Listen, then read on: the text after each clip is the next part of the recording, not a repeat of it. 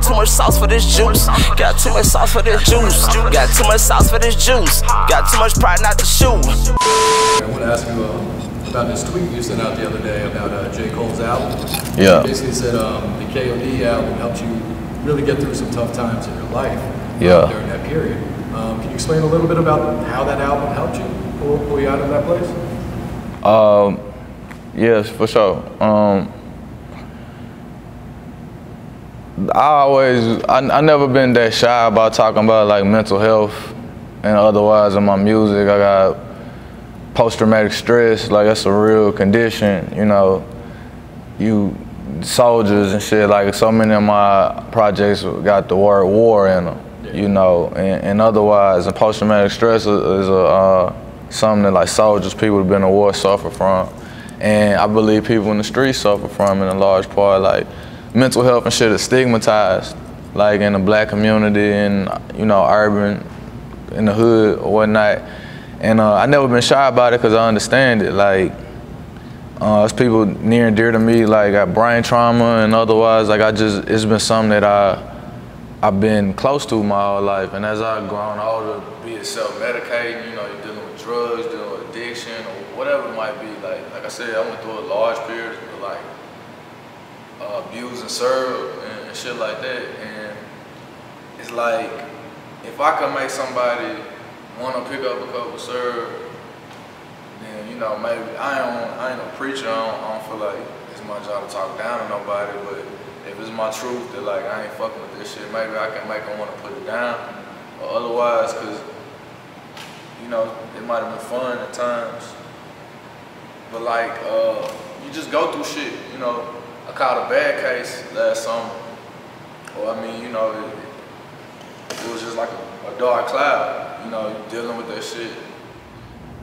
And with just life in general, like that shit fucked my money up real bad. It was an expensive ordeal. I couldn't play shows for a while. Like it just, you know, tarnish your rep, your brand name, and all of that shit at once, just dealing with that shit. It was like depressing. I dealt with depression in its own ways at different times, and it's just speaking to the power of music. Mac Miller had passed away.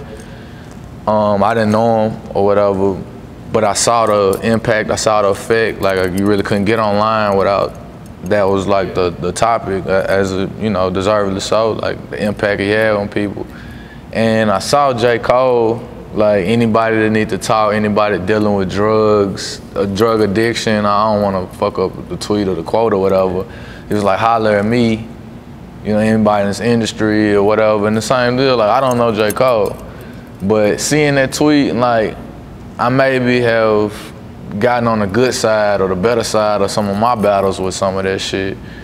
But I know, like, at the time that album released, I was going through so much shit and it was all internal. You know, we get to this point, we popular and otherwise, and it's not easy to open up to people. It's like, people are like, what are you depressed about? Or what, you know what I'm saying? What's wrong with you? Like, cause from the outside looking in, you know, you're doing your shit, or people want to be in a position you're in, but it's like, nah, you know, I might in my own way feel like, nah, I don't, you just wouldn't understand. Like my record, you don't know the half. Like that's something that's just a real thing.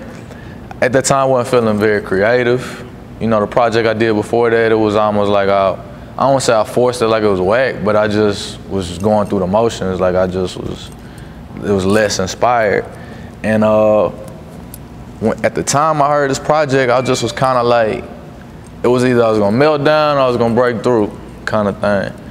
And from my experiences dealing with that shit, changing your habits, changing your routine is maybe the only thing that can pull you out of it. So I was like intent on like working out, trying to get more fit, taking care of myself. I definitely want to go back down that road of doping or trying to cope through like self-medication and shit. So I just popped the headphones in and played. I was like, I'm going to run.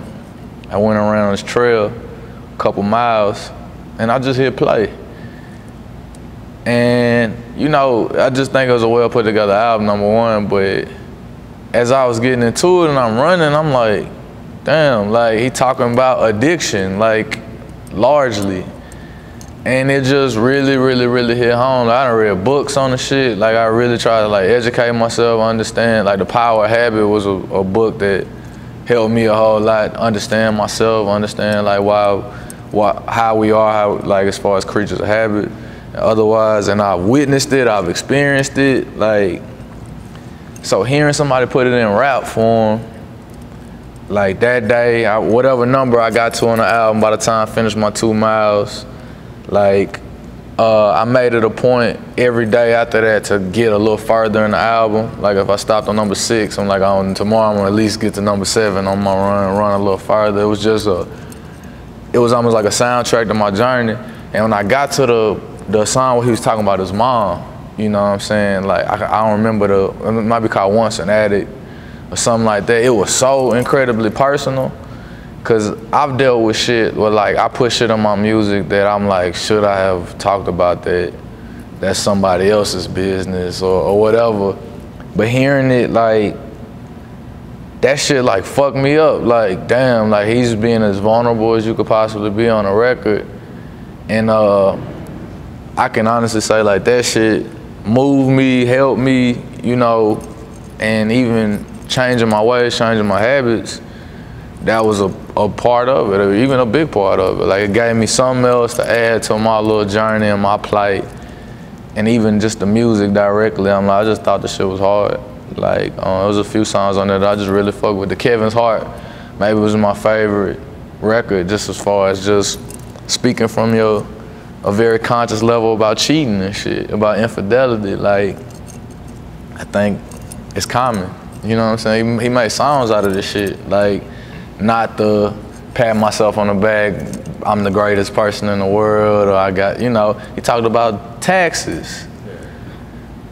I was paid like 6 figures and catching up type shit. Like, I'm listening to a song down and want to skip that song every time, knowing the shit IRS might, goddamn it, come take it all, you know, at any moment. I'm like, fuck, but I know I ain't alone. You know what I'm saying? If anything, like, all them songs, I'm like, damn, I'm not alone. And his name's Jermaine, and that's my first name. So it was just like, all right, he talking to me, he ain't talking to nobody on this fucking album.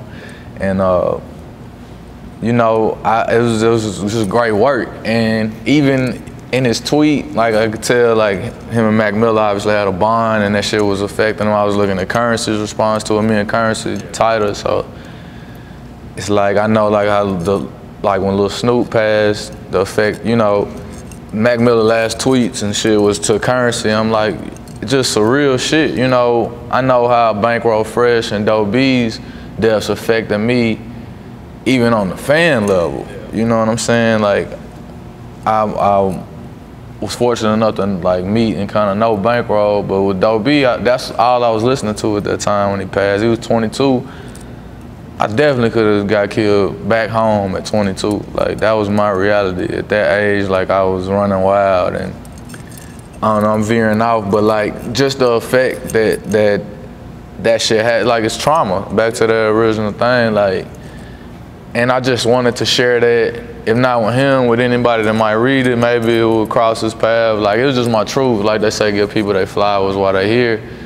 It's like, the fact that he was reaching out publicly, like, hey, making a plea, if you need to rap with somebody, like, or whatever you're going through, I felt like it was genuine because the shit he talked about on that album, about the substance abuse, about addiction and otherwise. So I'm like, if anybody qualified to make that, hey, holler at me, I feel like that's probably where his heart is at.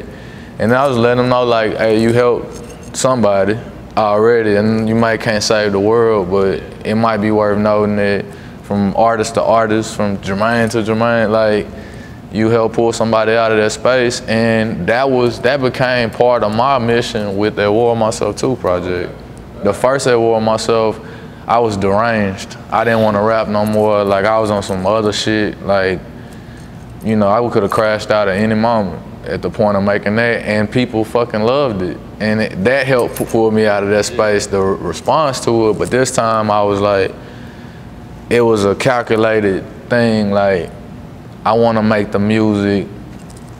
I want to pour my soul on the track. I want to put my flowers out there on Front Street. I want to talk about the shit that bothers me, like people betraying me and you know, I may hold a grudge, but I want to put the grudge on the track and let that shit go. I had a friend, a real close friend, called me and was like, "You talking about me on the second verse of that song?" And I wasn't, but I thought it was funny. I'm like, maybe it was written well enough just because we maybe lost touch a little bit. And I'm like, nah, like it's, but the idea, like that's how real it is, you know what I'm saying? Some of them scenarios, crying in the car, like that happened.